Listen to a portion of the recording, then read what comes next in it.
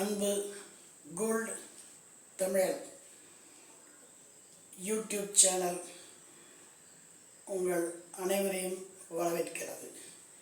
வரவேற்பது முருகவேல் திருமலை சுவாமி செங்குட்டுவன். வாழ்க்கை என்பது வாழ்வதற்கே.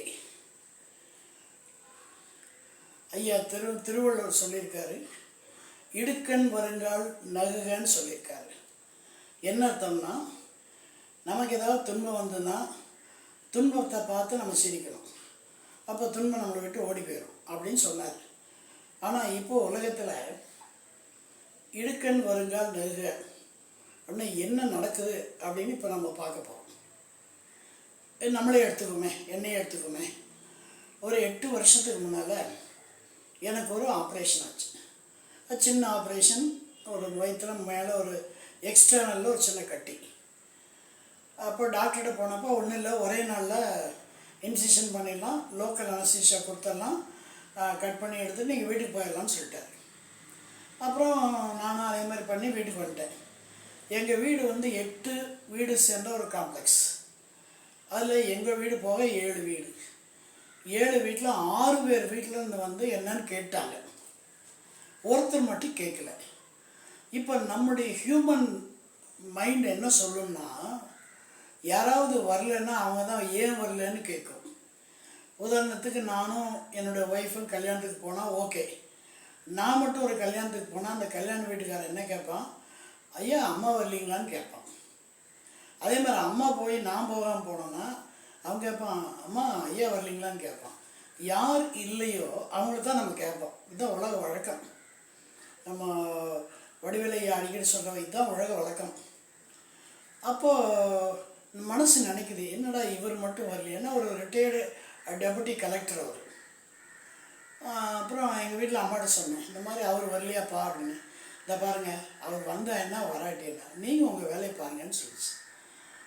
சரின்னு சொல்லி நானும் எல்லாம் ஓரளவு வெக்கி போய் ஒரு மாதம் கழிச்சு அப்படியே காலையில் எங்களுக்கு ஒரு வாக்கிங் ஏரியா இருக்குது. அந்த வாக்கிங் ஏரியாவில் காலையில் ஒரு 5:30 மணிக்கு போயிட்டுருக்கேன். அப்போ பின்னால் சார் அப்படின்னு ஒரு சத்தம் கேட்குது. பார்த்தா நம்ம டெபுட்டி கலெக்டர்.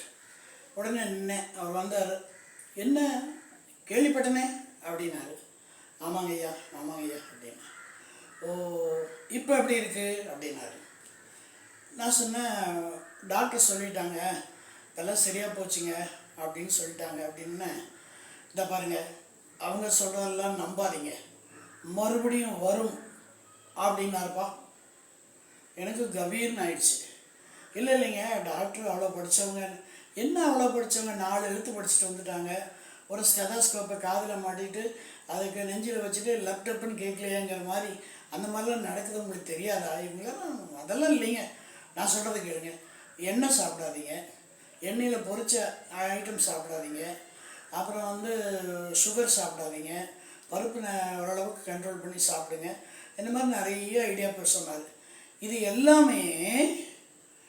எல்லாமே எனக்கு டாக்டர் சொன்னது. அப்போது எனக்கு ஒரே ஆச்சரியம் அவர்கிட்ட. ஐயோ, நான் டாக்டர் சொன்னதெல்லாம் இவர் சொல்கிறாருன்னு சொல்லி ரொம்ப மகிழ்ச்சியாக இருந்தது. அவர்கிட்ட கேட்குறேன், சார் நீங்கள் சொல்கிறது எல்லாமே டாக்டர் சொன்னாருங்களே அப்படின்னு. அதுக்கு அவர் சொன்னார், ஆமாங்க அவங்களாம் அப்படி தான் சொல்லுவாங்க, பட் நீங்கள் கடைப்பிடிக்கணும்னு. நான் வந்து என்ன நினச்சி இதோடு முடித்து வந்திருக்கலாம். அப்போ நம்ம நாக்கில் ஒரு சனி உட்காந்து ஒரு கேள்வி கேட்டுச்சு.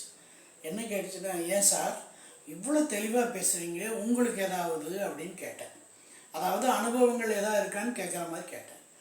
அந்த ஆளுக்கும் வந்ததே போகிற ஒரு கோபம். என்ன சொன்னார், எனக்கு எதுக்கு இதெல்லாம் வருது, நான் என்ன ஊரை கெடுத்தனா, ஊர் வீட்டு சொத்தை அடித்து உலையில் போட்டேன்னா, பக்கத்து வீட்டுக்காரங்கிட்ட வம்புக்கு போனேன்னா, நான் என்ன பஞ்சாயத்து பண்ணேன், எனக்கு எதுக்கு வருதுன்னு மலமலன்னு சொல்லிட்டு போயிட்டார். அந்த மாதிரி ஷாக்கிலேருந்து நான் வர்றதுக்கே ஒரு 10 நிமிஷம் ஆச்சு. அப்புறம் எதுக்காக என்னுடைய ஒய்ஃப் வந்தாங்க. என்ன டெப்டி கலெக்டர் என்ன சொல்கிறாங்க அப்படின்னு. நான் சொன்னேன், இந்த மாதிரி சொல்கிறாருன்னு. அது சொன்னேன், அதுக்கு தான் அவர் வராமலே இருந்தால் பரவாயில்லை அப்படின்னு சொல்லி. அப்போ உலகம் என்ன நினைக்குது அப்படின்னா, ஒருத்தர் நல்லா இருந்தான்னா ஏன்டா நல்லா இருக்குன்னு நினைக்குது, நல்லா இல்லைன்னா ஏன்டா நல்லா இல்லைன்னு நினைக்குது. அது மாதிரி உலகம் இப்படி அமைஞ்சு போச்சு. இது மனசில் ஒரு அனுபவமாகவே பதிஞ்சிருச்சு. இது நிறைய பேர் உங்களுக்கும் ஆகிருக்கலாம், பட் இதுதான் உலகம் அப்படின்னு சொல்லி இத்துடன் முடித்துக்கொள்கிறேன். நன்றி, வணக்கம். வாழ்க வளமுடன், வாழ்க வளமுடன், வாழ்க வையகம்.